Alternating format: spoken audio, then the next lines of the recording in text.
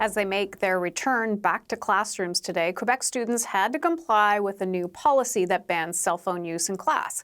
It is just the second province to implement such a measure after Ontario. Let's bring in Hilary Johnstone, who's following this story. Hilary, I'm sure the reaction is interesting. It's interesting. That's one word for it, Hannah. Certainly some of the teenagers, some of the students that our colleagues in Quebec have been speaking with are not very happy about it, that they're not going to have use of their cell phones. They're certainly not going to have TikTok or Instagram at their fingertips anymore. And that is all because of what Quebec's education minister introduced in the summer in August, but what has now come into force as of December 31st. That being that schools, public schools, elementary and secondary across the province need to have policies in place for how they are going to handle this. That is as of today, now that students are returning back to school. What this is going to mean in reality is that it will be up to individual school boards to decide what the policy is going to be exactly. The idea here being that students can still carry phones, but they cannot use them while they are in class. It will also be up to individual school boards to decide what the punishment might be for any students who are found to be breaking those rules. So for more on this, our colleagues spoke with some of the students who are going to be impacted by this. Not all of them are very pleased. Here's what we heard from one. Not just for me, I feel like for every other kid, just like when you're in a teenager age or that standard point, you always need your phone around with you. It's like a big piece of you. So without it, I feel like a lot of more moods for teenagers are going to come out. They're going to start complaining. A lot more problems are going to be caused. Will more problems be caused, or will this help students learn? And that is certainly what we're hearing from education experts, some of them who say that they think it will mean there are less distractions in the classroom. So this is a little bit more of what we heard from one educator in the province.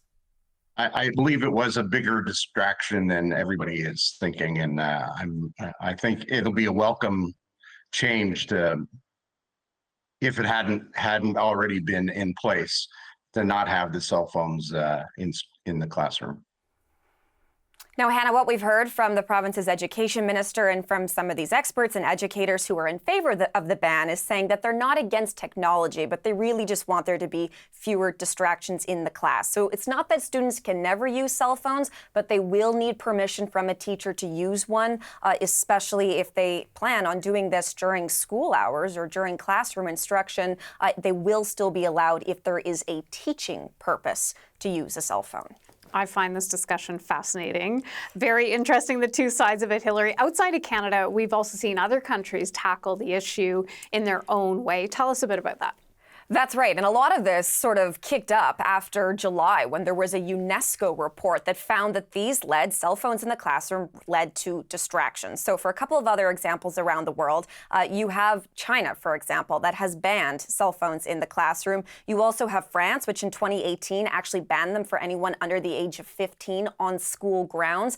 And just this past summer in the UK, they said that they were going to give head teachers, so principals, more regulations, policies in place to help them to implement their own bans if they chose to do so, which would be in line with what we've seen in Italy and Portugal as a couple of other examples here. And just finally, Hannah, of course, you mentioned Ontario there off the top, Quebec now being the second province. Ontario has one as well. But some of the criticisms of what's happened in Ontario, Hannah, is that there's really no teeth to enforce it, that it is imperfect, and that if they want this to succeed in Quebec, then there needs to be punishment for any students who are found to be breaking those rules. Okay, Hilary, thank you. Thank you.